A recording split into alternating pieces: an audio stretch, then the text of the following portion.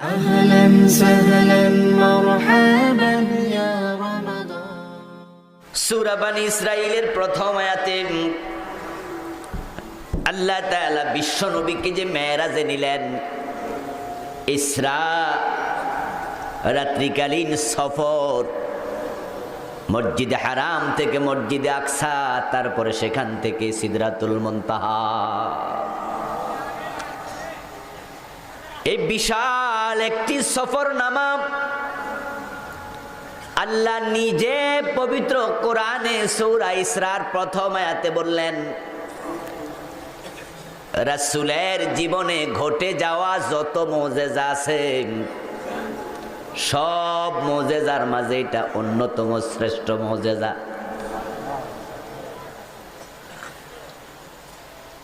এই বিষয়ে 50টির উপরে হাদিস পাওয়া যায়।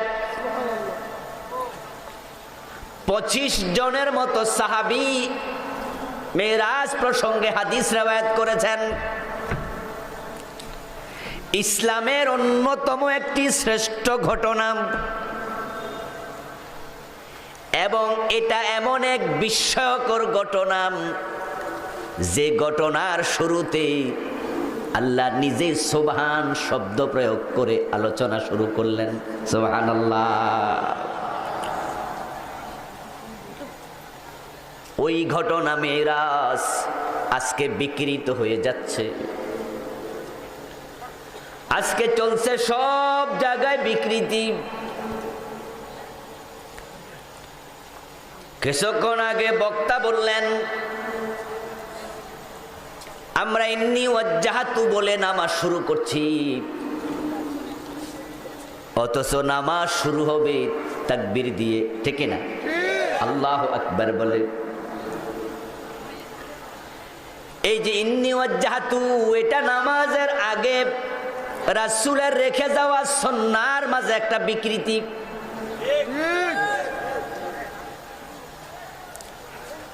আল্লাহর হাবিবের প্রতি আমরা দুরূদ পড়ব। রাসূল বলছেন, হাসরের দিন আমার সবচেয়ে নিকটতম সেই হবে আকসারহুম আলাইয়া সালাম, যে আমার উপর সবচেয়ে বেশি দুরূদ পড়বে। এখন এই দুরূদের মাঝে বিকৃতি।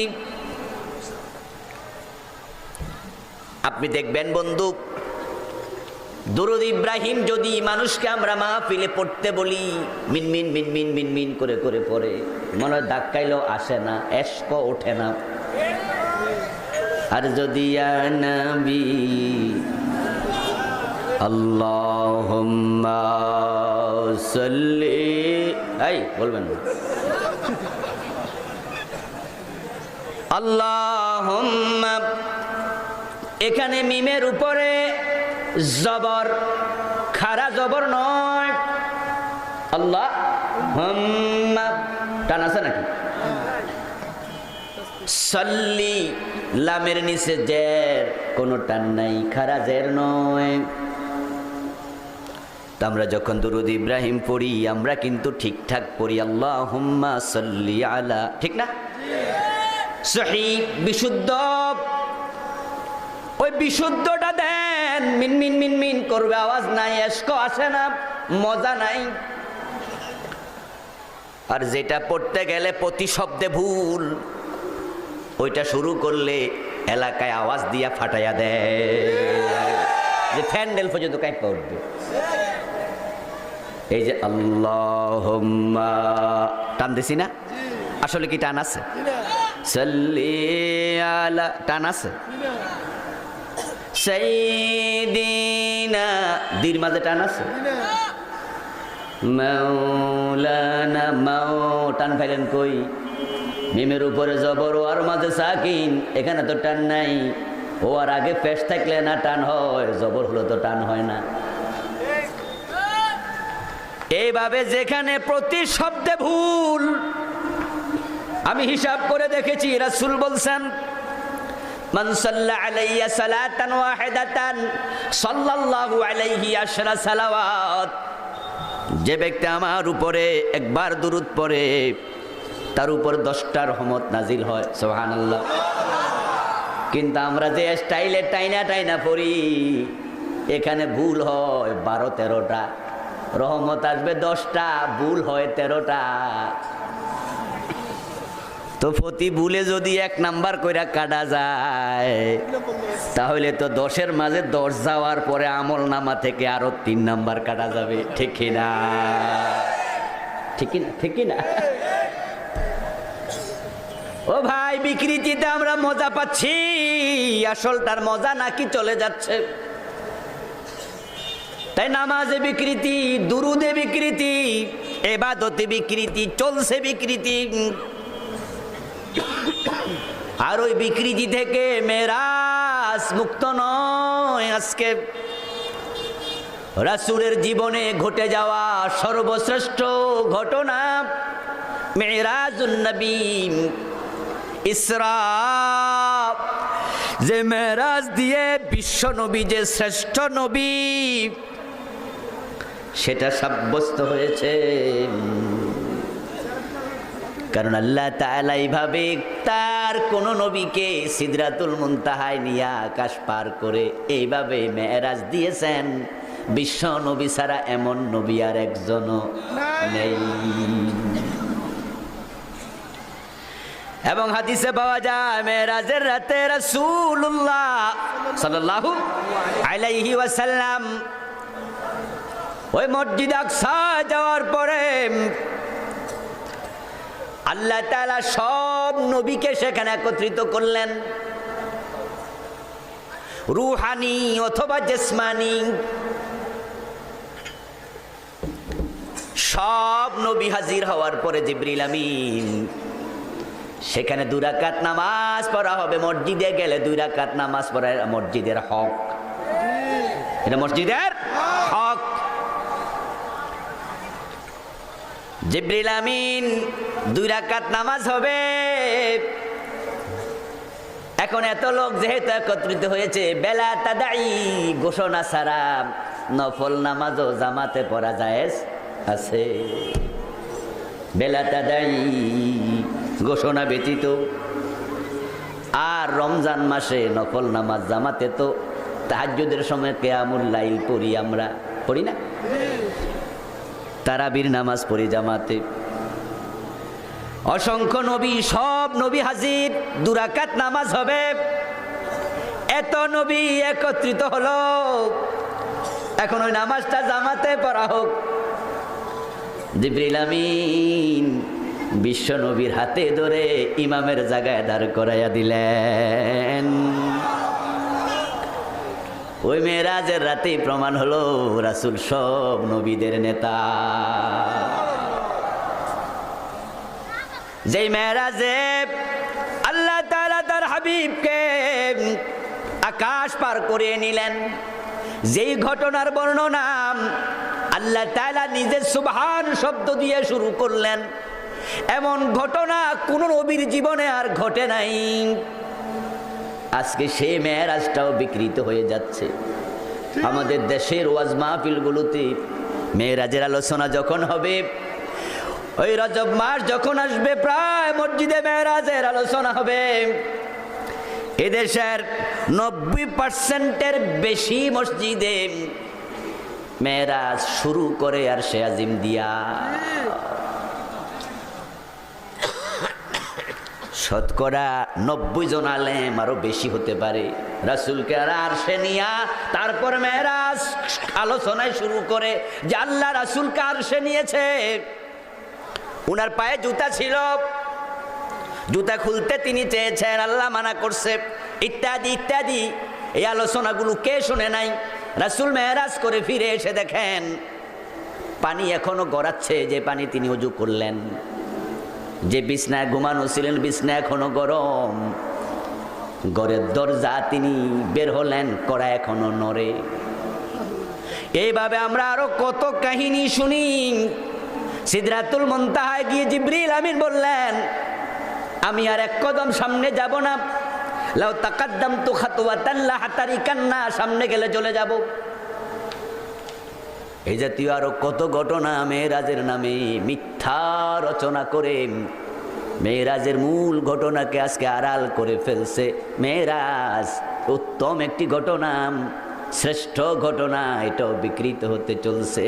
দিন কি বিকৃতি থেকে হেফাজতের দায়িত্ব আলেমদেরকে নিতে হবে।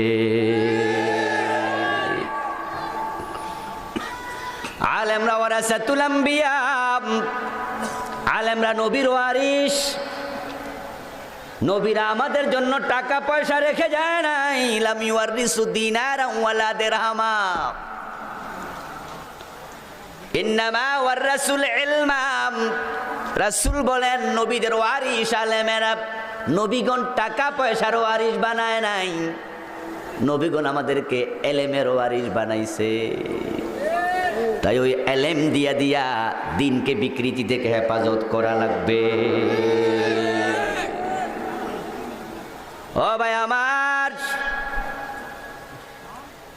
যদি কৃষক খেতে ধান লাগায়া গম লাগায়া ফসল বুনে বাড়িতে চলে আসে, ক্ষেতের মাঝে আগাছা জন্ম নিয়েছে কিনা মাঝে মাঝে তা না দেখে, আগাছাগুলো জন্ম নিলে সেগুলো যদি উপড়াইয়া ফেলে না দেয়, তাহলে 3 মাস 4 মাস 5 মাস পরে যাইয়া দেখবে ওই ফসলের চেয়েও আগাছার সংখ্যা বেশি। তখন মূল ধানের গাছ চিকন হয়ে আছে, লাল হয়ে গেছে, আর ঘাস তাজা মোটা মোটা হইয়া দাঁড়ায় আছে, ঠিক না? ওই ফসলে ওই কৃষকের ক্ষেতে ফসল ভালো হয় না খারাপ হয়? আর যেই কৃষক 7 দিন 5 দিন পরে পরে যায়, আগাছা দেখলে টান দিয়া উপরে ফেলে, উঠার দেয়, সময় মতো পানি দেয়, সময় মতো সার দেয়, আগাছা নাই। তাই ক্ষেত থেকে সার থেকে পাওয়া সবটা শক্তি মূল ফসল গ্রহণ করে, ফসলে ফলন ভালো হয়। ওই বিকৃতি বিদাত খোরাফাত এগুলো আগাছার মতো। তাই যখনই কোনো জালেম, কোনো ধূর্ত, কোনো ব্যক্তি আলেমের সুরত ধরে, ফিরের সুরত ধরে, বক্তার সুরত ধরে মার জমানোর জন্য, মুরিদ জমানোর জন্য মিথ্যা কাহিনী বিভিন্ন সহি কথার ভিতরে ঢুকাইয়া দেবে, হক্কানি আলেমরা এগুলো আগাছার মতো উপরে ফেলা লাগবে। সকল বিধান বাতিল করা, বাপ দাদার ধর্ম ছাড়া। আমার ভাইরা,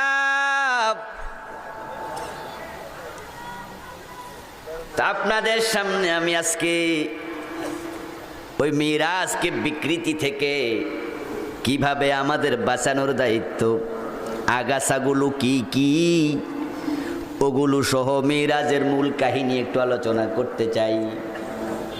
আল্লাহ যেহেতু একটা সূরা নাজিল করছেন ইসরা নাম দিয়া, ওই ইসরার ঘটনা, মিরাজের ঘটনা অসংখ্য সাহাবী বললেন রাসূল থেকে, নিশ্চয়ই এর মাঝেও আমাদের জন্য শিক্ষণীয় আছে না নাই? আমার ভাইয়েরা মনোযোগ দিয়ে শুনবেন। আজকের পরে সাবজেক্ট নিয়ে যেন আর আলোচনা শোনা না লাগে। আল্লাহ তাআলা রাসূলুল্লাহ সাল্লাল্লাহু আলাইহি ওয়াসাল্লামকে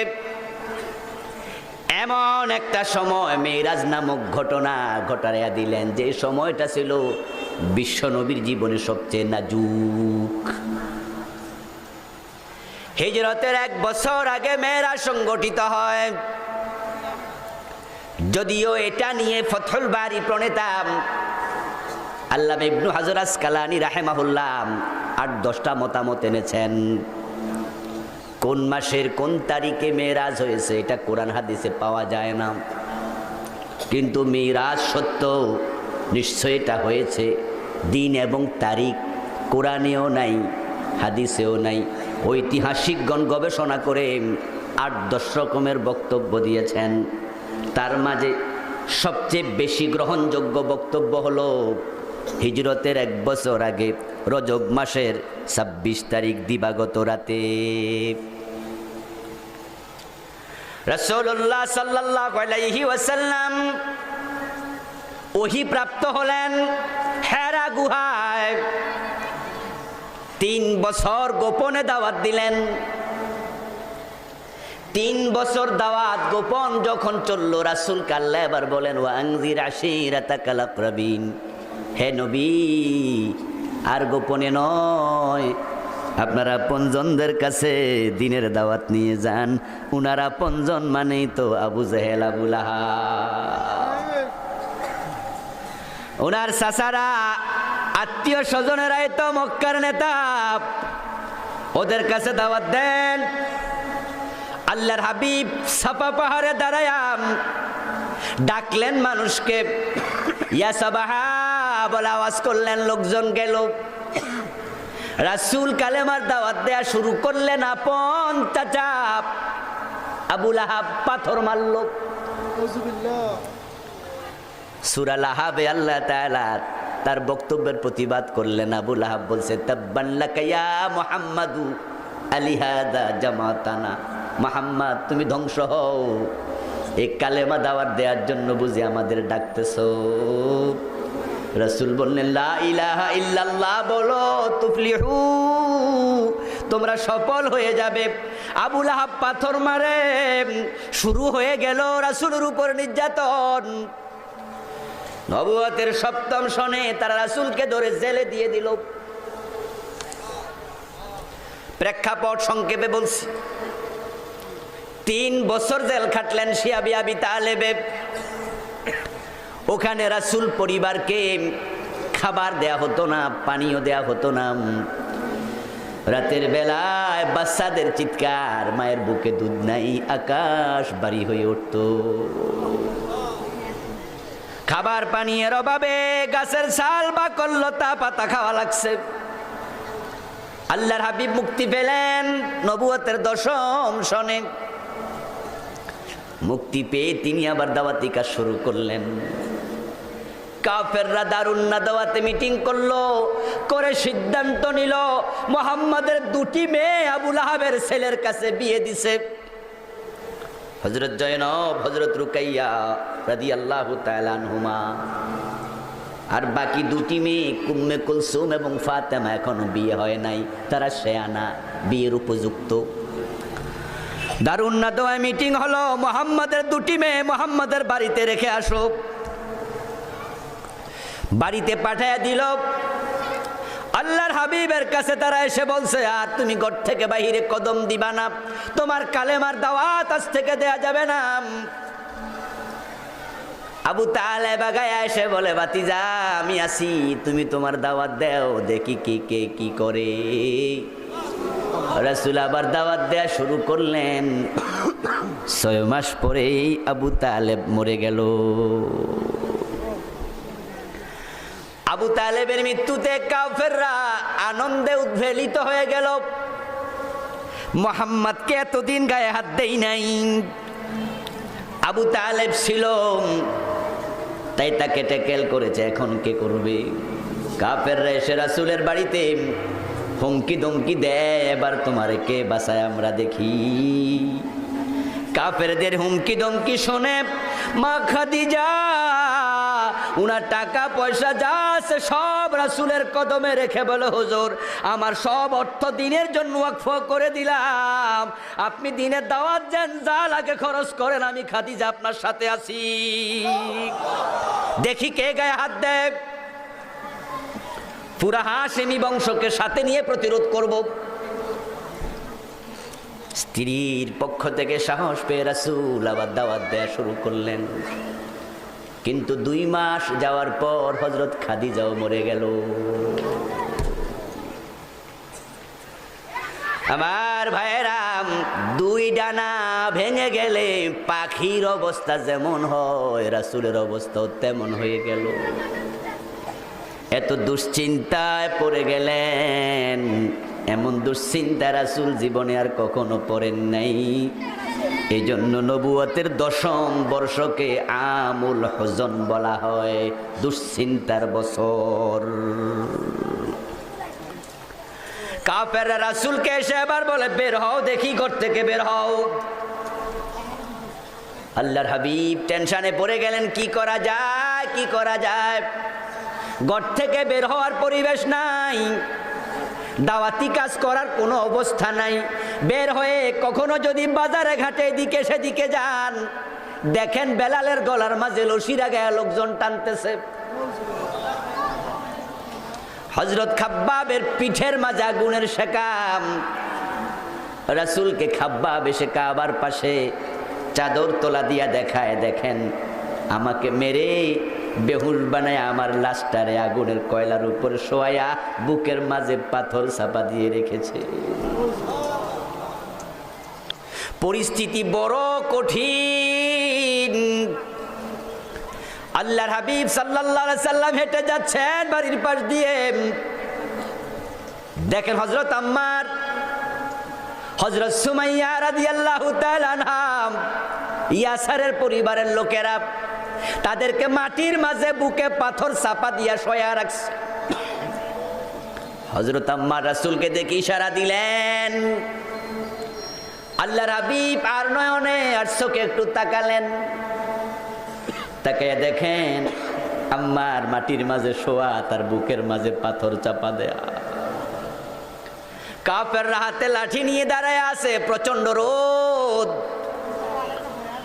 আল্লাহর রাসূল তাদেরকে সামান্য সহযোগিতা করবেন এ পরিবেশ নাই, কিন্তু আম্মার তো রাসূলকে ইশারা দিচ্ছে, হুজুর আপনি কিছু একটা করেন। আল্লাহর হাবিব আম্মারের দিকে ফিরে তাকায়া বললেন, সাবরান আলা ইয়াসার, ইন্না মাউইদাকুমুল জান্নাহ। ওই ইয়াসেরের পরিবারের লোকেরা, তোমাদের সাহায্য করার মতো কোনো সামর্থ্য আমি নবীর এখানে নাই, তবে তোমরা ধৈর্য ধরো, আমি নবী তোমাদের জান্নাতের ওয়াদা দিয়া গেলাম। পরিস্থিতি বড় জটিল। রাসূল টেনশন করছেন কি করা যায়। আল্লাহ তাআলা ওহী নাজিল করলেন, ইয়া আইয়ুহার রাসূল বাল্লিগ মা উনজিলা ইলাইকা মির রাব্বিক ওয়া ইন লাম তাফআল ফামা বাল্লাগতা রিসালাতাহু। হে আমার নবী, ও রাসূল, আমি আল্লাহ যে কোরআন নাজিল করতেছি এটা তাবলীগ আপনি করেন, এটা আপনার দায়িত্ব।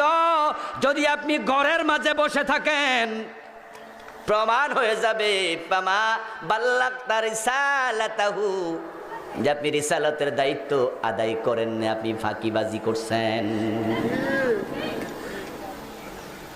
মক্কা থেকে ঘর, বাড়ি থেকে পা রাখা যায় না, আর আল্লাহ কয় বসে থাকা যাবে না।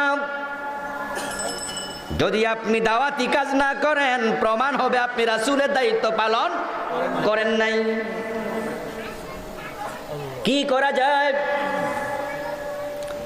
আল্লাহর হাবিব ভাবছেন, হঠাৎ মাথায় আসলো আমি তো শুধু মক্কার নবী নই, আমি তো তামাম পৃথিবীর নবী। সুবহানাল্লাহ পড়েন। মক্কায় পরিবেশ নাই তো কি হয়েছে, আমি মক্কা থেকে বের হয়ে দূরে চলে যাব। মাথায় আসলো তায়েফের কথা, মক্কা থেকে 100 কিলোমিটারের বেশি দূরে। ওখানে হযরত হালিমার বাড়ি। রাসূলের যারা সমবয়সী বাচ্চা রাখালি করছেন, ছাগল চড়াইছেন, তারা আজকে সমাজের নেতা। রাসূলের মামার বাড়ি। তাই বিশ্বনবী ভাবেন হয়তো আমার দাওয়াত আমার বন্ধু বান্ধব, আমার মামা, আমার নানারা শুনবে। মন ভরা আশা নিয়াম মক্কা থেকে চুপি চুপি একান্তে বের হয়ে তায়েফে পৌঁছলেন। তায়েফে রাসূলুল্লাহ সাল্লাল্লাহু আলাইহি সাল্লাম পৌঁছে মানুষকে বলতে থাকলেন, কুলু লা ইলাহা ইল্লাল্লাহ, লা ইলাহা ইল্লাল্লাহ বলো। আর তায়েফের লোকগুলো পাগল বলে বলে পাথর মারতে দেরি করলো না, বের হও বের হও। পিছন দিয়া ছোট ছোট বাচ্চাদেরকে লেলায়া দিল। ইয়া আইয়ুহাল্লাযী নুজ্জিলা আলাইহিয যিকর ইন্নাকা লামাজনুন। তারা কোরআশ কণ্ঠে দল বেঁধে বলছে, তুমি বলছো তোমার কাছে কোরআন আসছে, আমরা বলছি তুমি একটা পাগল। বিশ্বের সর্বশ্রেষ্ঠ মহামানবকে তায়েফের লোকেরা পাগল বলে পাথর মারছে। গায়ের মাঝে একটা পশমের জায়গা নাই যেখানে রক্ত লাগে নাই। রক্তাক্ত হয়ে ফিরে আসলেন বাড়িতে।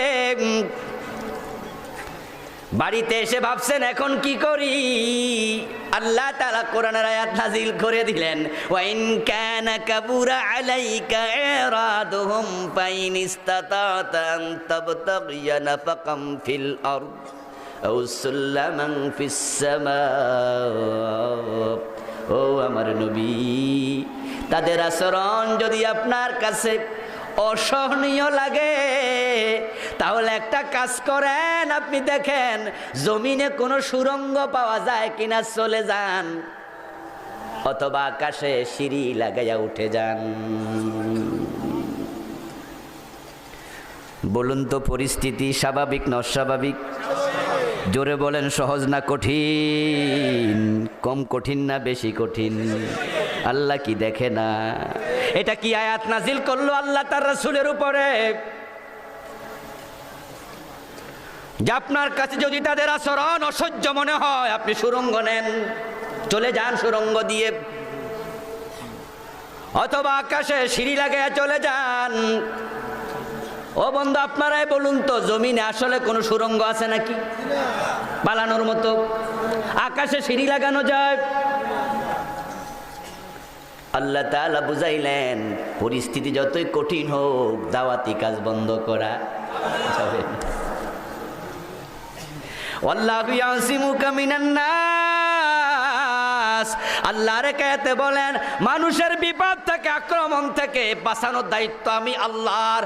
মানুষ কি বলবে, মানুষ কি আচরণ করবে, মানুষ পাথর মারবে নাকি মানুষ দাঁত ভাঙবে, নাকি মানুষ জেলে নেবে, নাকি মানুষ ফাঁসিতে ঝুলাবে, ওটা ভাবার দায়িত্ব আপনাকে দেয়া হয় নাই। দাওয়াতি কাজ করা লাগবে, কাজ করে যেতে হবে। আল্লাহ তার রাসূলকে ছাড় দেয় না। সুতরাং আমরা যারা আছি রাসূলের উম্মত, আমাদেরকে পরিস্থিতি দেখে চুপ থাকা যাবে না, আমাদেরও কথা বলে যেতে হবে। লিল্লাহ তাকবীর, আল্লাহু আকবার, লিল্লাহ তাকবীর। আমার ভাইরা, পরিস্থিতি যতই কঠিন হোক যদি রাসূল চুপ থাকেন, দাওয়াতি কাজ না করেন, তাহলে রিসালাতের মাঝে ফাঁকি হবে। ঠিক আমরা যারা ওয়ারিস আল নবী, নবীদের ওয়ারিস, যদি আমরাও ভাবি হক কথা বললে মাহফিল 144 জারি হয়, তাই আপাতত হক না বলি। হক বললে মুরিদ কমে যাবে। ফির হক বলা ছেড়ে দিয়েছে। হক কথা বললে ইমামতি চলে যাবে। বক্তা ইমাম হক কথা ছেড়ে দিয়েছে। হক কথা বললে জেলে যাওয়া লাগে। হক কথা বললে চাকরি চলে যায়। হক কথা বললে ফাঁসিতে ঝুলানো হয়।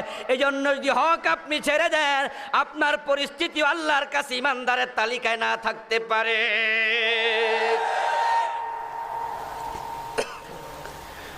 রাসূলুল্লাহ সাল্লাল্লাহু আলাইহি ওয়াসাল্লাম বড় টেনশনে পড়ে গেলেন। আল্লাহ কি কয় রে? আল্লাহ কয় আমি যদি না পারি সহ্য করতে, আমি নাকি সুড়ঙ্গ খুঁজতাম। রাসূল বুঝলেন দিনের ব্যাপারে আল্লাহ আমাকেও কোনো রকমের কম্প্রোমাইজ করার সুযোগ দেন না, ছাড় দেন নাই। আল্লাহর কাছে তার দিনের দাম নবীদের জীবনের চেয়েও বেশি। আল্লাহর দিনের দাম আল্লাহর কাছে অনেক বেশি। তাই অসংখ্য নবীকে হত্যা করা হয়েছে। ওই দিনের কারণে জমিনে নবীদেরকে রক্ত দেয়া লেগেছে।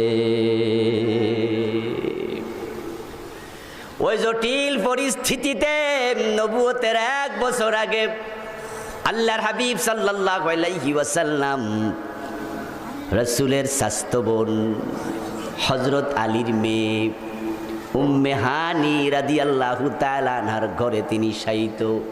রাতের বেলায় আতামার সময়, আতামা হলো অন্ধকার চারদিকে ছেয়ে যাওয়ার পরে এশারের টাইম যদি হয়, ওই টাইমে 2 রাকাত নামাজ ছিল। আগেকার উম্মতেরাও পড়তো। এশা ফরজ হয় নাই, ফরজ নামাজগুলো উম্মতে মুহাম্মাদির উপরে আসে নাই। ওই টাইমটাকে বলা হয় সালাতুল আতামা। কি বলে?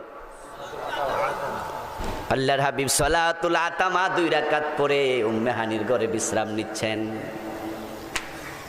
জগতের রাজ্যের সব দুশ্চিন্তা রাসূলের মাথায় ভর করছে। কি করা যায় ভেবে পাচ্ছেন না। আল্লাহ তখন ভাবলেন আমার নবীকে একটু আমার সৃষ্টি লীলার অপার রহস্য দেখানোর জন্য আকাশ সফর করাই। সুবহানাল্লাহ। আমি দেখাইয়া দেই আমি আল্লাহর ক্ষমতা কত, আমার কুদরত কত, মালাকুত জাবারুত আকাশ জমিন এই সব আমি কেমনে চালাই। এ বিশাল সূর্য, এ বিশাল চন্দ্র, এ কোটি কোটি নক্ষত্র, এ ছায়াপথ, এ নিহারিকা পুঞ্জ, এ star cluster, binary star, comet, event horizon, এই ব্ল্যাক হোল, টোটাল আকাশ আমার সৃষ্টি লীলা কিভাবে আমার কথা মতো চলছে। আমি আমার নবীর মনের দুশ্চিন্তা দূর করার জন্য জিবরিল আমিনকে পাঠাইয়া দিলাম। সংগঠিত হয়ে গেল মেরাজের মতো বিস্ময়কর ঘটনা। ও মুসলমান, এই মেরাজ এমন এক ঘটনা আজকের এই দিন পর্যন্ত যারা নাস্তিক গবেষক মহাকাশ বিজ্ঞানী তারা স্বীকার করে নাই। মেরাজের ব্যাপারে অসংখ্য নাস্তিকের প্রবন্ধ আর্টিকেল আছে। গুগলে গেলে আপনি অসংখ্য আর্টিকেল পাবেন। নাসার বিজ্ঞানীরা কমেন্টস করছে লাগাতার আকাশে যাওয়া সম্ভব না। তাই মেরাজ নামক ঘটনা নাস্তিক কাফেররা আজ পর্যন্ত বিশ্বাস করে নাই। বিশ্বাস তারা কেমনে করবে? মক্কার মুশরিকেরাও তো বিশ্বাস করে নাই। তবে মক্কার মুশরিকদের অবিশ্বাসটা কিন্তু আকাশ ভ্রমণ নিয়ে ছিল না। তাদের অবিশ্বাস ছিল এক রাতে মক্কা থেকে মসজিদে আকসা ভ্রমণ। তখনকার লোকের আকাশে উঠা যায়, চন্দ্র তারকা পার হওয়া যায়, এগুলো ভাবে নাই। রাসূলুল্লাহ সাল্লাল্লাহু আলাইহি ওয়াসাল্লাম হাতিমে কাবায় বসে আছেন। যারা হজে গেছেন তারা দেখেছেন কাবা ঘরের বাহিরে একটু গোল জায়গা আছে, আছে না? এরকম করে ঘেরর দেয়া, ওটাকে বলে হাতিম। কি বলে? এটাকে আবার হিজিরও বলে। হিজর হাতিমে কাবার নাম। আল্লাহর রাসূল হিজরে বসে আছেন। একটু তুলে দাও। হাতিমে কাবা রাসূল বসা। আবু জেহেল হেঁটে যাচ্ছিল।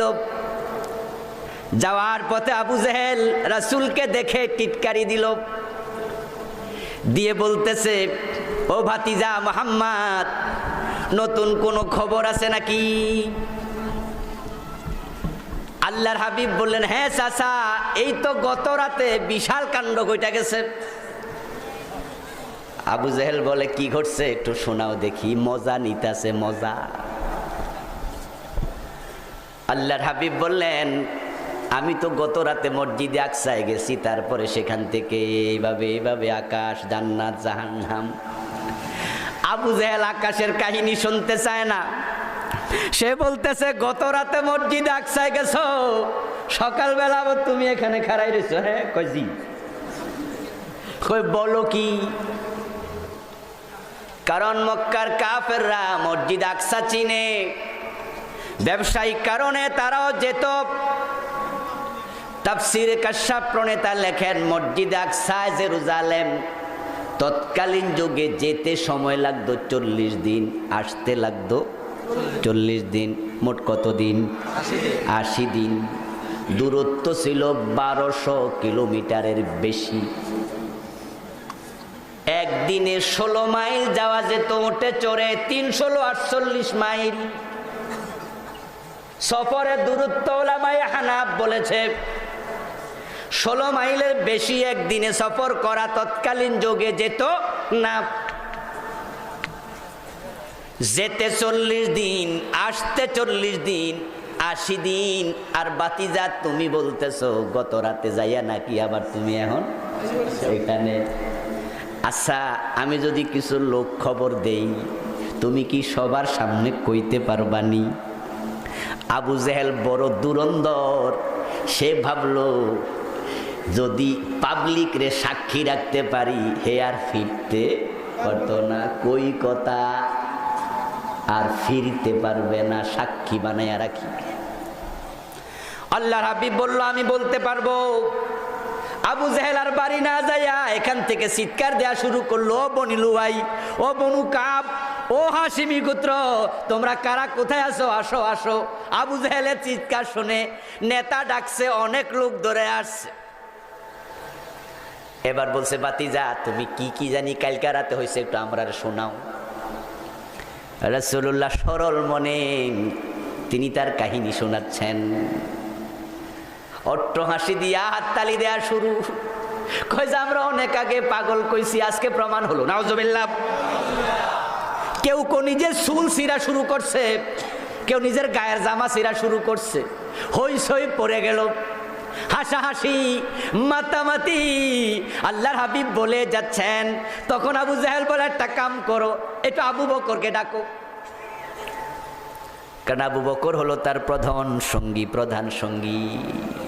আজকে ওর মুখ থেকে কাহিনী যদি আবু বকর নিজের কানে শোনে, আমরা পাগল বলা লাগবে না, আবু বকর নিজেই পাগল বলবে। নাউজুবিল্লাহ। একজনকে পাঠাইয়া দিল। আবু জেহেল লোক পাঠানোর পরে আবু বকর সিদ্দিক রাদিয়াল্লাহু তাআলা আনহু বললেন, কেন ডাকছে? কই যে নেতা ডাকছে, তোমাদের নবীও সেখানে আছে, চলো। আবু বকর বলে, কেন? কই নিজের কানে শোনো।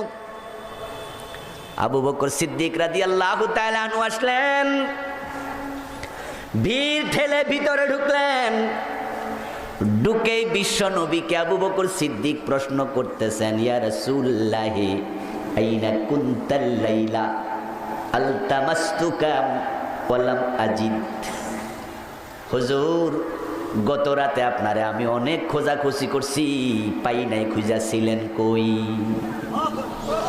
সুবহানাল্লাহ কই না ভাইয়া? আবু জেহেল বড় চোখ দিয়া চায়, কি রে ঘটনা যে কেমন কেমন লাগতেছে। এতক্ষণ মোহাম্মদ বলছে সে গত রাতে মক্কায় ছিল না, মসজিদ আকসায় গেছে, তারপর আকাশ টাকাশ কত জায়গায় নাকি গেছে। আবু বকর আইসাও কইতাছে, আপনি কই থাকেন আমি তো জানি, কিন্তু সব জায়গায় খুঁজলাম, গত রাতে আপনারে তো পাই নাই, ঘটনা কি?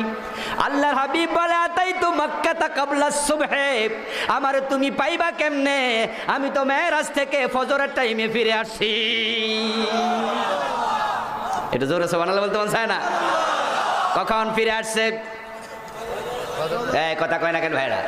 কখন ফিরে আসছে? রাসূল বলে, আতাইতু বিমাক্কাতা কাবলা সুবহে, আমি এই তো ফজরের টাইমের একটু আগ দিয়া সুবহে সাদেকের সময় আসছি।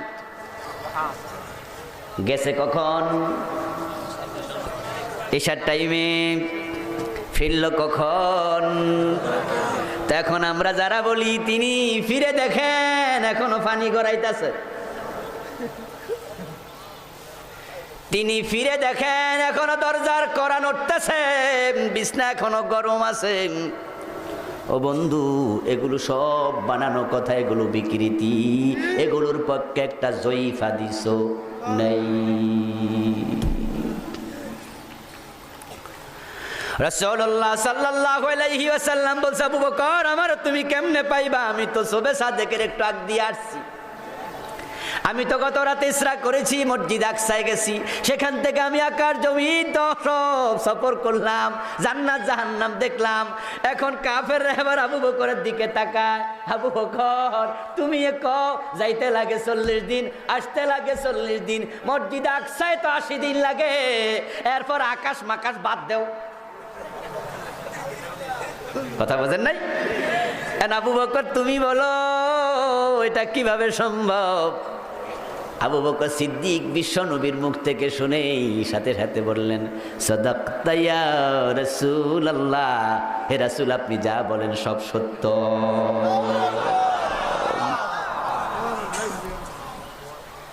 ও ভাইয়েরা, আজকের বিজ্ঞানীরা স্বীকার করে না, কারণ তারা অঙ্কের হিসাব নিয়ে বসছে, ক্যালকুলেটর নিয়ে বসছে। বিজ্ঞানীদের ধারণা সূর্য হলো পৃথিবীর তুলনায় 13 লক্ষ গুণ 13 না 12 মাপসে রশি দিয়ে, ঠিক না? যে 12,99,099 এমনও না, একবারে 13 লাখ গণা। আবার বিজ্ঞানীরাই বলে সূর্যের কাছে যাওয়া যায় না, তাহলে মাপলো কি দিয়া? আল্লাহ জানে, জাগ্গা 13 লাখ হোক আর 14 লাখ হোক, হইব তো। এখন সূর্য যদি পৃথিবীর চেয়ে 13 লক্ষ গুণ বড় হয়, ওই সূর্যের ভিতর দিয়া মুহাম্মদ কেমনে আকাশে যাবে? সূর্য তো একটা অগ্নিগোলকের নাম। সূর্যের ভিতরে আগুনের তাপ আছে 1,40,00,000 তা থেকে পৃথিবীতে তাপ আসে একবারে সামান্য বাংলাদেশে চৈত্র মাসে 38-39°C, সৌদি আরবে 65-70°C। সূর্যের ভিতরে আছে 1,40,00,000। ওই 40°-38°C তাপমাত্রা আমরা সইতে পারি না। চৈত্র মাসে ছাতা হাতে নেয়া লাগে, প্রতীক নিজের গায়ের জামা খুইলা মাথায় দেয়া লাগে, কুত্তা জিব্বা বের করে হাঁপায়, ঠিক কিনা? এই যে আমার সামনে মাইক আছে, এই মাইকটা দাঁড়ায় আছে একটা লোহার রডের উপরে, ঠিক না? এটা হচ্ছে 5 সুতা রড। এই যে এটা মোটাটা, উপরে 3 সুতা। যারা বিল্ডিং বানান তারা 1 সুতা, 3 সুতা, 5 সুতা আছেন। এই রডগুলো আসমান থেকে নাজিল হয় নাকি ফ্যাক্টরিতে বানানো হয়? আসমান থেকে নাজিল হয়, এটাও ঠিক। ওয়ানজাল্লাল হাদিদ ফিহি বাসুন শাদীদ। আল্লাহ কামি লোহা নাজিল করছে, সুবহানাল্লাহ বলেন। নাজিল যে হয় এটাও আছে, তবে সেটা লোহার উপাদান। আল্লাহ আকাশ থেকে লোহার উপাদান নাজিল করেন বজ্রের মাধ্যমে। বজ্রপাত যখন হয়, আকাশ থেকে লোহার উপাদান জমিনের ভিতরে আল্লাহ পাঠায়া দেয় বজ্রের মাধ্যমে। বিজ্ঞানীরা গবেষণা করে বলে ওই বজ্রপাতের মাধ্যমে লোহার উপাদান জমিনের পেটে চলে যায়। এখন লোহা একটা খনিজ পদার্থের নাম, এটা মাটির নিচে পাওয়া যায়। মোটা মোটা পাত লোহা দেখবেন মাঝে মাঝে আমাদের রোড দিয়া ঢাকার দিকে যাচ্ছে, লরি ট্রাকের ভিতরে এত মোটা মোটা লোহা। ওইগুলা লোহার ফ্যাক্টরিতে নিয়ে আগুন দিয়া গলানো লাগে। লোহার ফ্যাক্টরির পাশে দাঁড়ায় দেখবেন কেমনে আগুন জ্বলতেছে ধা ধা করে। গুগলে ঢুকবেন, আপনি লিখেন কিভাবে লোহা বানানো হয়, দেখবেন যে এসে যাবে। ও ভাইয়ারা, আগুনের মাঝে ওই মোটা মোটা পাত দেয়, তারপরে আগুন লোহাটারে মোমের মতো গলায়া ফেলে।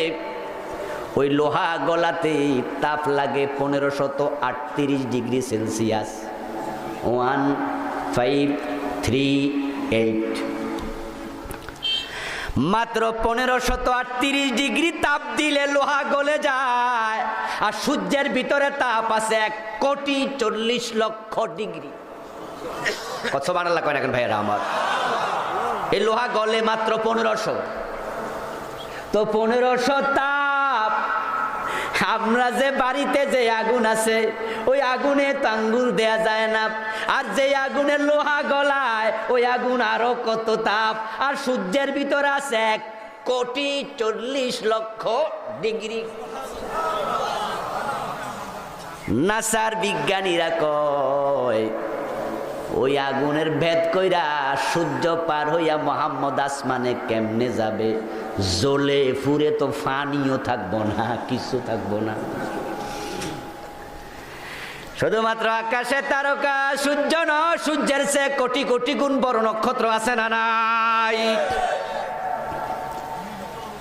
আল কোরআন দা চ্যালেঞ্জ মহাকাশ পর্ব বই লিখেছে কাজী জাহান মিয়া। নাসার বিজ্ঞানীদের বিভিন্ন সূত্র এনে এনে কোরআন থেকে সূত্র মিলায়া মিলায়া ছবি দিয়া প্রথম খণ্ড দ্বিতীয় খণ্ড শেষ করছে। পরবর্তীতে লিখছে সমকাল পর্ব 1, সমকাল পর্ব 2। বড় চমৎকার বই, পাইলে পড়ে নেবেন কিনে।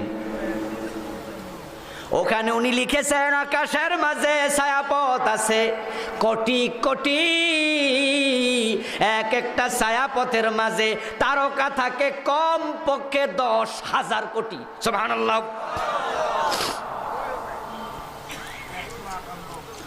ওই ছায়াপথগুলো ইলিশ মাছের ঝাঁকের মতো চলে, এগুলো কখনো আলাদা হয় না তারকা।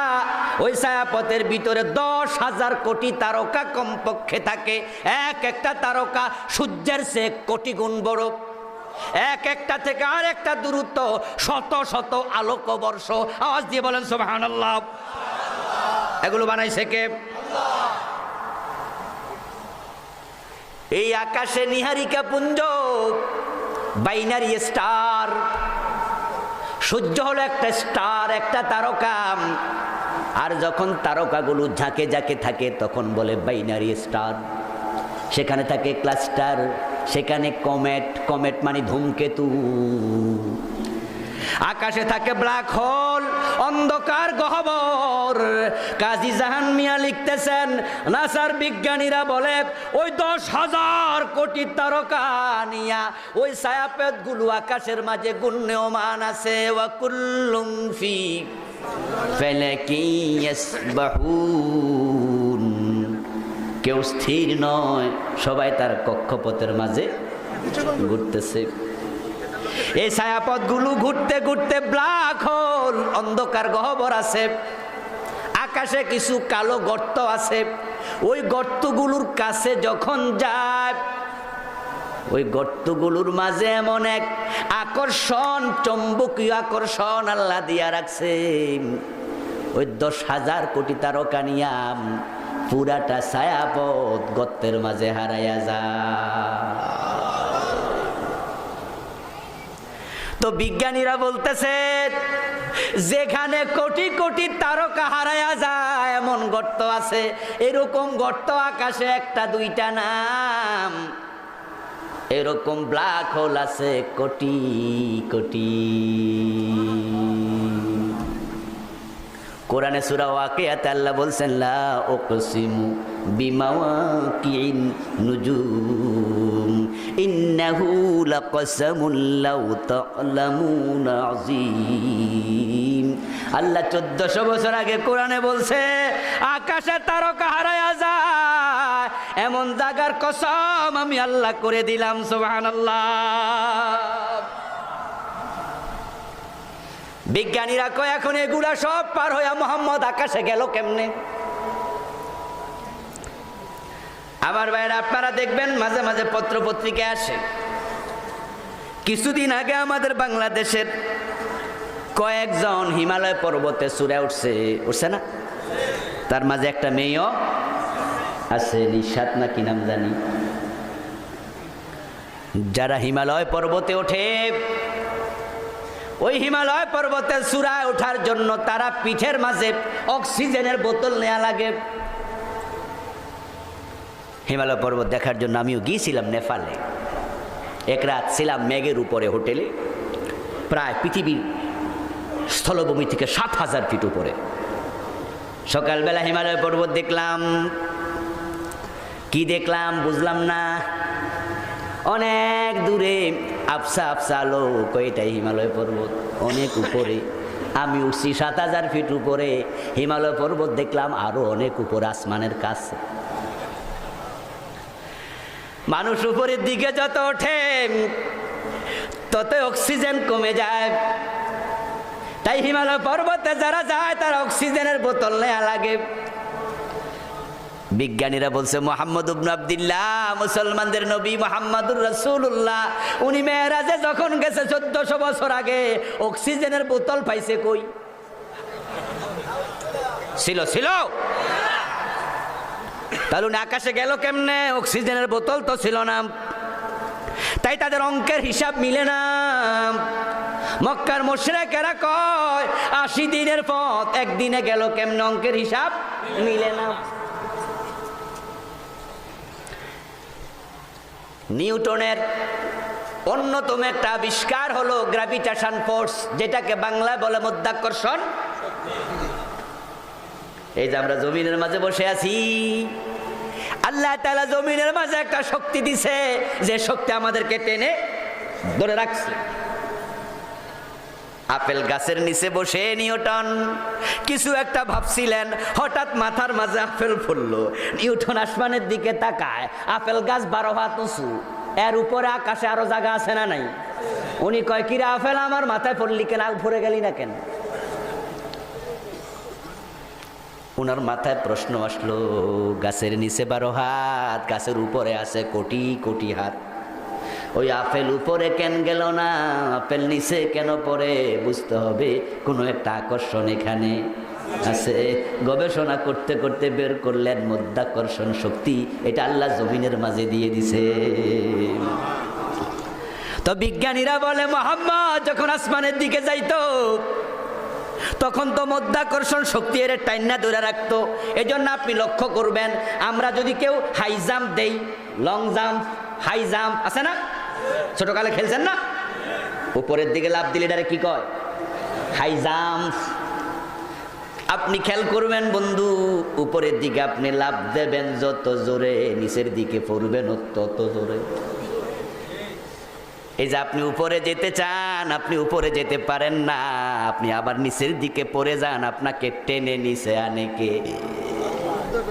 মধ্যাকর্ষণ শক্তি আনে, মানে আল্লাহ এটারে দিয়ে দিচ্ছে। তো বিজ্ঞানীরা বলছে তাহলে মুহাম্মদ কেমনে গেল? সুতরাং সম্ভব না, অঙ্কের হিসাব মিলে না।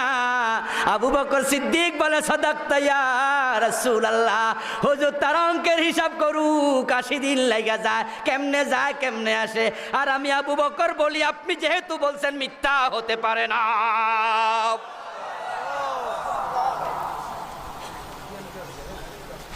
কাফের এবার বলে, আবু বকর তোমার বালার লাগে ডেকে আনছিলাম, এখন তুমি তো এইসব প্যাঁচ লাগাইতেছো, ঘটনা কি? তুমি কেমনে বললা সাদাক্তা, আমাদের বুঝাও। সুবহানাল্লাহ ভাইয়া আমার। আবু বকর সিদ্দিক বলে, বুঝামো কি, আমি তো তার উপর ঈমান এনেছি অনেক আগেই, তোমরা জানো তিনি বলেছেন আল্লাহ আছে, দেখি নাই, বিশ্বাস তো করেছি। সুবহানাল্লাহ করেন। জান্নাত জাহান্নাম আছে, আমি কথা বলেন দেখছেন, বিশ্বাস তো করেছি। তিনি বলেন ফেরেশতা আছে, দেখি নাই, বিশ্বাস তো করেছি। সুতরাং তিনি যখন এত কথা বললে আমি বিশ্বাস করি। উনি বলছে কালকে মেরাজে গেছে, আমি আবু বকর সেটাও বিশ্বাস করে নিয়েছি। আপনারা এবার রেজাল্ট ঘোষণা করেন তো, আবু জাহেল পাস না ফেল? ফেল। এখন আবু জাহেল ফেল করার অবস্থা দেখে আবু জাহেলের এক বন্ধু, সমাজের মাঝে কিছু লোক আছে খুব কিলিকবাজ আছে না, চা দোকানে গেলে টের পাবেন, গ্রামে যে চা দোকানটি আছে না, ওখানের মাঝে দেখবেন যে কিলিকবাজ লোকেরা টেবিল থাপ্পড় দিয়া কথা কইতেছে। পুরা সমাজ যত ফেসগি ওরা লাগায় রাখে, এরা ফেসগি লাগায় আবার নেতা হইয়া ভাঙ্গে, ঠিক না? ওরা ভাইয়ে ভাইয়ে লাগাই দিবে, আপনজন আপনজন লাগাই দেবে, পরে আবার হে বিচার করতে যাবে। আস্তাগফিরুল্লাহ। এমন কিছু ক্লিকবাজ ফাসাদি মানুষ বর্তমানেও আছে না নাই? ওরা বড় খারাপ মানুষ, সমাজে খুব প্রভাব দেখায়। ওরা টাকা হাওলাত দিয়েন না ওরা রে, তারা টাকা হাওলাত নিলে আন দেয় না, পরে মারামারি লাগাই দেবে। আপনারা কেমনে কোণঠাসা করে রাখবে সেরকম করবে। দোস্ত সেজে আসবে, সুই হইয়া ঢোকে, কুড়াল হইয়া বাইর। রাসূলুল্লাহর ওই সমাজেও ক্লিকবাজ ছিল, তার নাম ছিল মুতঈম ইবনে আদি। কি নাম? কথা কওয়া লাগবে কিন্তু আমার সাথে বলেন। মুতঈম ইবনে আদি কি নাম? ওই মুতঈম বড় ক্লিকবাজ। সেদিন হাতিমে কাবার সামনে সেও ছিল। সে দেখলো তার নেতা আবু জেহেল তো আজকে 100-র মাঝে 1 নাম্বারও পাইল না। যে উদ্দেশ্য, যে পরিকল্পনা নিয়ে আমরা ডাকলো, সব কি হইয়া গেল? বন্ডুল হইয়া গেল। তাই মুতঈম ইবনে আদি এবার বলছে, তোরা সব থাম। বাতিজা গত রাতে মেরাজে গেছে, আর গেছে মসজিদ আকসা, যাইতে পারে, থাম তোরা, আমি কিছু কথা কই। আবু জেহেল বুঝছে মতিম যেহেতু মুখ খুলছে, এখন মোহাম্মদ ধরা খাইবই। তোরা থাম থাম, মতিম কথা কোক, সরে সরে খালতো ভাই, ঠিক না? দেখবেন যে ক্লিক বাস ফেস লাগা, আর একটা আমি কইতাছি, হ্যাঁ এ কোকে কো, এর মানে দুইটা আগে সলা পরামর্শ করে আসছে। মতিম ইবনে আদি ফ্লোর নিল, ফ্লোর নিয়ে বলছে, বাতিজা তোমার সফরটা তো গত রাতে হয়েছে। রাসূল বলে, হ্যাঁ চাচা গত রাতেই তো।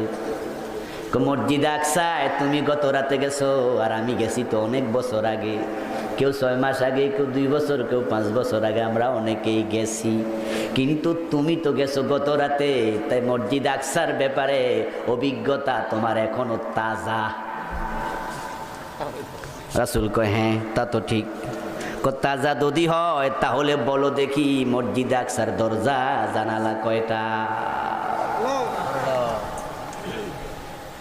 قال النبي صلى الله عليه وسلم لما كذبني قريش في الحجر, কুরাইশরা হাতিমে কাবায় আমার ইসরা সফরকে, মেরাজের ঘটনাকে তারা মিথ্যাবাদী আমি সাব্যস্ত করার চেষ্টা শুরু করছে। পুরা ঘটনাকে তারা মিথ্যা বলার চেষ্টা করলো, মিথ্যা সাব্যস্ত করার জন্য চেষ্টা করলো। এখন আমারে তারা এমন প্রশ্ন করলো, এই প্রশ্নের পরে তো আমি বিপদে পড়ে গেলাম, কারণ আমি যদি বলি জানি না, তাহলে তারা হাততালি দিয়ে বলবে তুমি যাওয়ে নাই। আমি তো গেছি, কিন্তু আমি তো দরজা জানালা গুনতে যাই নাই। আপনি আবার যান, আপনি জ্বলবেন না। এখন জিব্রাইল জ্বলা যায়, রাসূল কেন জ্বলবে না? বেদাতিরা কয় দলিল পাইয়া গেছি, জিব্রাইলও নূরের তৈরি, রাসূলও নূরের তৈরি। কয় দেখেন আপনারা, নূরের তৈরি জিব্রাইল জ্বলা যায়, রাসূল কিন্তু জ্বলে না, কারণ রাসূল তো আল্লাহর জাতি নূর। নাউযুবিল্লাহ। তারা কয় দেখেন রাসূল যে আল্লাহর জাতি নূর, এটাই তো দলিল। অথচ হাযা কিযবুন কাবীহুন, জিবরিল আমিন এমন কোন কথা রাসূলকে বলে না, এটা একটা মিথ্যা বানোয়াট কথা। বরং আল্লাহর হাবিব বলেন, জিব্রাইলকে আমি প্রশ্ন করলাম সিদরাতুল মুনতাহার পরে যাইয়া সারিফে আকলাম নামক মাকামে যে কিসের আওয়াজ কানে শুনি? জিব্রাইল আমিন বলতেছে এটা হচ্ছে তাকদীর লিখার আওয়াজ। সুবহানাল্লাহ। আল্লাহর আদেশে ফেরেশতারা তাকদীর লিখছে। বলতে পারেন হুজুর তাকদীর তো পৃথিবী সৃষ্টির আগে লিখছে, তাকদীর তো সবে কদরের দিন লেখে। আমার বন্ধু সব ঠিক আছে, কুল্লা ইয়াউমিন হুয়া ফি শাআন, এই আয়াতের ব্যাখ্যা হলো এই তাকদীর লেখা, কারণ প্রতিদিন ওই তাকদীর যেটা আগে লেখা হয়েছে এটার আলোকে কোনো সন্তান দুনিয়া আসতেছে, কোনো মানুষ মরে যাচ্ছে, কোনো রাজাকে জেলখানার কয়েদি বানাচ্ছে, আবার ফতের কাঙ্গাল কাল্লা বাদশা বানাচ্ছে। এ প্রতিনিয়ত যে ঘটনাগুলো ঘটছে ফেরেশতারা এগুলো লিখতেছে। আল্লাহর হাবিব বলে আমি ওই শরীফে আকলাম শুনলাম, কলমের আওয়াজ, খসখস ধ্বনি শুনলাম আল্লাহর হাবিবের জবান মোবারক থেকে মেরাজের রাতের ঘটনায়। এর পরে রাসূল আর উপরে গেছে এমন আর একটা হাদিসও নাই। কিন্তু আমাদের দেশের লোকেরা রাসূলুল্লাহকে আরশে আজিমে পৌঁছায়, রাসূল আরশে উঠছে, পায়ের মাঝে জুতা ছিল, তখন তিনি চাইলেন জুতা খুলতে। আল্লাহ তাআলা বলেন, হে আমার রাসূল জুতা খুলবেন না, আপনার পায়ের ধুলার জন্য আমার আরশ অপেক্ষা করতেছে। এমন কাহিনী কোরআন হাদিসের কোথাও নেই। এগুলো আমার বক্তব্য নয়। ভাবতে পারেন নিচে বসে কোন মুহাদ্দিস, আবুল কালাম আজাদ মিয়া তুমি কয়টা হাদিস পড়ছো? তুমি যে বলে দিচ্ছ হাদিসে নাই। এই জন্য আমি ব্যাখ্যা করলাম, এটা আমার কথা নয়, সময় তো কম, কথা অনেক রয়ে গেছে। এ প্রতিটা কথা আমি কোন কিতাব থেকে এনেছি আমার বইতে পৃষ্ঠা নাম্বার দিয়ে দিয়েছি। এগুলো মুহাদ্দিসরা বলেছেন, যারা হাফিজুদ দুনিয়া ছিলেন, হাফিজুদ দুনিয়া, আল্লাহর হাবিবের 5 লাখ 6 লাখ হাদিসের সনদ যাদের মুখস্থ ছিল, তারা কামরে এগুলো হাদিসে পাই নাই। আর বন্ধু বাস্তবতা তাই। আমি এবার আপনাদের বোধগম্য করে বলছি, একটু কথা খেয়াল করেন। জিবরিল আমিন সিদরাতুল মুনতাহায় গিয়ে বলে, যদি আমি আর সামনে যাই আমি জ্বলে যাব। এই তো কথা। কিন্তু কোরআনের দিকে তাকান, কোরআনে আল্লাহ তাআলা বলছেন, ওয়াতারাল মালাইকাতা হাফিনা মিন হাউলিল আরশ ইউসাব্বিহুনা বিহামদি রাব্বিহিম। হে নবী, আপনি দেখবেন আরশে আজিমের চারপাশে ফেরেশতারা গোল হইয়া দাঁড়ায় আছে। সুবহানাল্লাহ পড়েন। কোথায় দাঁড়ায় আছে? আরশের চারপাশে। ওয়া হুম মিনাল কাররুবিয়িন, তাদেরকে কাররুবিয়িন বলা হয়। মুফাসসিররা বলেন সাফফুহুম মিয়াতু আলফ লা ইহসা আদাদুহুম। কাতার হলো 1 লাখ, প্রতি কাতারে কত ফেরেশতা আছে আল্লাহ ছাড়া কেউ জানে না। ওই ফেরেশতারা দাঁড়ায় আছে, আল্লাহ কয় আরশের। কোরআনের আয়াত, ওয়াতারাল মালাইকাতা হাফিনা মিন হাউলিল আরশ। ফেরেশতাদের মাঝে নেতাকে কথা বলতে হবে, ফেরেশতাদের নেতাকে। তো জিবরাইল আমিন কয়, আমি আর সামনে গেলে জ্বলে যাব। আর লাখ লাখ ফেরেশতা আরশের চারপাশে খাড়ায় আছে, একটাও জ্বলে না।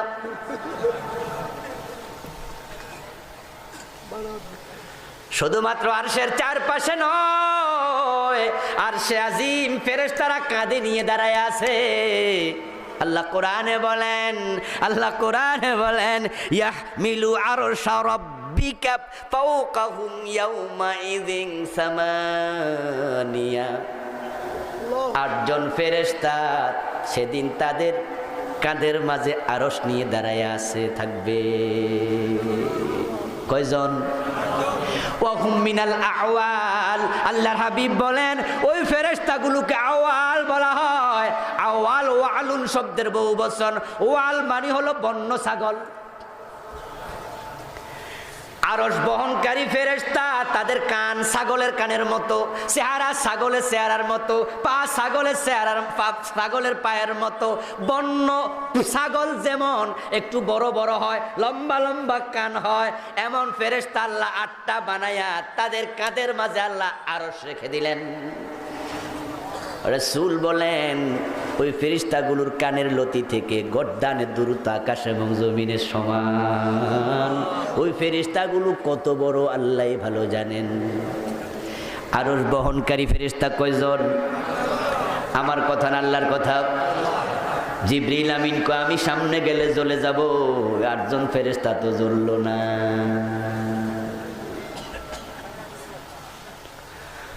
মুসলমান, রাসূলের পায়ের ধুলার জন্য আরশ অপেক্ষা করতেছে।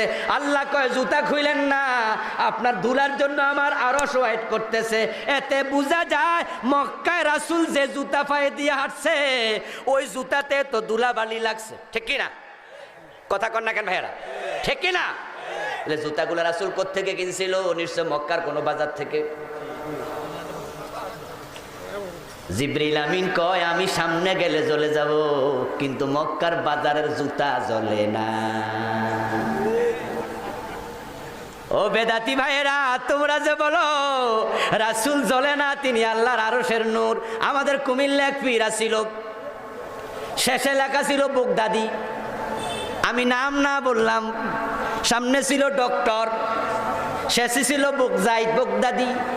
উনি যখন বিভিন্ন ওয়াজে যেতেন, মোমবাতি লইয়া যাইত, মোমবাতি সামনে নিয়ে আগুন লাগাইতো। বলতো, আল্লাহ রাসূলকে যখন বানাতে চাইলেন, তখন তিনি তার হাতটাকে তার বুকের মাঝে খামসি মারলেন। খামসি মাইলা 1 মুঠ নূর নিলেন, নিয়ে তারপর বলে, কুন মুহাম্মদ। তারপর সাথে সাথে মুহাম্মদ নবী হয়ে গেল।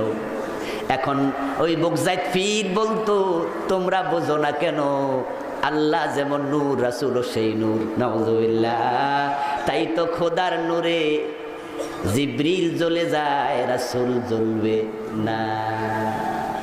এখন পাবলিক মনে মনে ভাবতে পারে, রাখেন, পাবলিক মনে মনে ভাবতে পারে, আল্লাহ যদি এখান থেকে 1 খামসি নূর নেয়, তাহলে তো জায়গাটা পুরাটা এখন খালি। ঠিক না?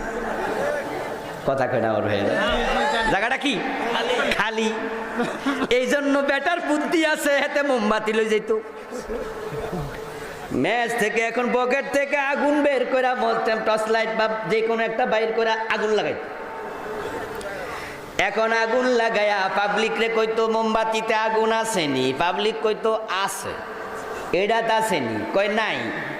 এবার লাগাইতো, লাগাইয়া কয় এটার আগুন ওইটার থেকে আসছে, পাবলিক কয় হ্যাঁ তাই তো দেখলাম। কয় আগুন কমছে নি, কয় না।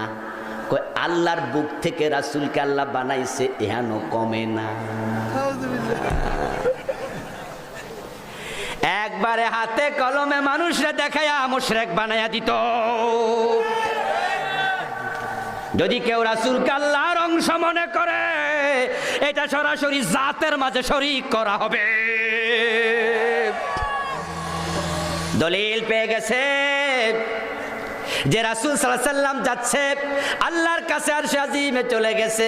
ও বন্ধু, অথচ মুহাদ্দিসরা বলেন লাম ইয়ারিদ হাদিফি হাদিসিন সহিহিন ওয়ালা দাঈফিন আন্নাহু কাদ রাকাল আরশা। মেরাজের রাতে আল্লাহর হাবিব আরশে আজিমে উঠেছে, এমন একটা জয়ীফ হাদিসও পাওয়া যায় না। যদি সত্যি সেদিন বিশ্বনবী আরশে উঠতেন, তাহলে এই আলোচনাটা কোরআনের মাঝে সবচেয়ে বেশি পাওয়া যেত। কারণ যেখানে মুসা নবী আল্লাহরে দেখতে চাইছে, আল্লাহ কয় লান তারানি, আমারে তুমি দেখতে পাইবা। সেখানে যদি আল্লাহ বিশ্ব নবীকে মেরাজের রাতে আরশে আজিমে নিয়ে যেতেন, তাহলে আল্লাহ নিজেই তো এটা এমন ভাবে কইতেন, তিনি বুঝাইয়া দিতেন, দেখো মুসা আমারে দেখতে চাইছে, আমি দেখা দেই নাই, আর আমি শেষ নবীরে আরশে বসাইছি। কিন্তু এই প্রসঙ্গে কোরআনে একটা শব্দ নেই। এরপরে আবার শুনেন, রাসূলুল্লাহ সাল্লাল্লাহু আলাইহি ওয়াসাল্লাম যদি আরশে যেতেন, তাহলে আমি যে বললাম 25 জনের মতো সাহাবী 50টার উপরে হাদিস বলছেন এই প্রসঙ্গে। আমি আমার বইতে 41টা হাদিস এনেছি। এক একটা হাদিস 2.5-3 পৃষ্ঠা লম্বাও আছে, সহিহ বুখারীতে, সহিহ মুসলিমে, বিশাল বড় বড় হাদিস। বিশ্বনবী যদি সত্যি আরশে আজিমে যেতেন, তাহলে তিনি এই কথাটা বারবার বলতে থাকতেন, ঠিক কিনা? ও ভাই আমার, এখানে সৌদি আরবে গেছে এমন হাজী সাহেব আছে না? আচ্ছা, 2 বার 4 বার 6 বার আমরাও গেছি, আলহামদুলিল্লাহ। যদি আমাকে সৌদি আরবের ব্যাপারে কাহিনী বলতে বলে, হুজুর আপনি সৌদি আরবে গেছেন একটু কোন কিছু, তাহলে আমি বলবো শোনো, বিমান উঠছি, নামছি, জেদ্দা, এই ঘটনা আমি শোনাবো। কিন্তু যদি আমার কোনো সফরে বাদশাহ আব্দুল্লাহর সাথে অথবা বাদশাহ সালমানের সাথে তার রাজপ্রাসাদে 1 কাপ চা পাশাপাশি খাওয়ার সুযোগ হইতো, তাহলে আমি পার্সোনালি ছবি টবি এমন কম তুলি, ফেসবুকে দেয়া ছবি টবি খুব কম।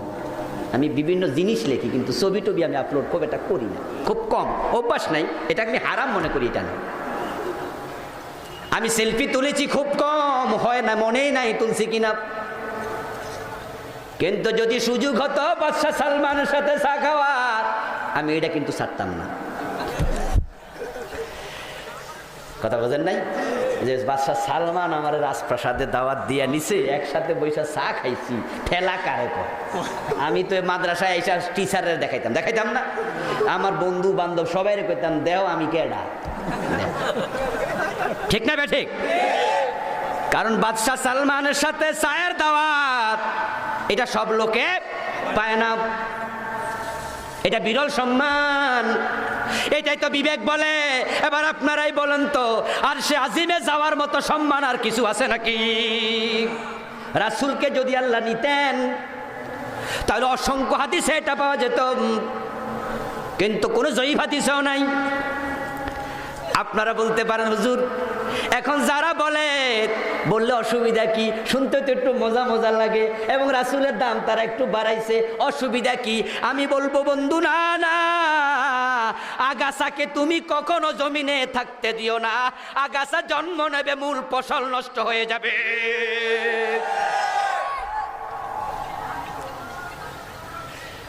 আল্লাহ তাআলা তার রাসূলকে মেরাজে কেন নিছে? তিনি বলছেন লিনুরিয়াহু মিন আয়াতিনা, আমি আমার নিদর্শন দেখাতে চাই। আল্লাহ তার নিদর্শন দেখাইছে। আমরা সুন্নাহর বাহিরে গিয়া মজা পাইতে চাই না, বিকৃতির মাঝে মজা খুঁজবো না। সত্য যাহা আমরা তাহাই গ্রহণ করব, যতই মিঠা লাগুক কোনো বেদাত খোরাপাত গ্রহণ করতে পারি না।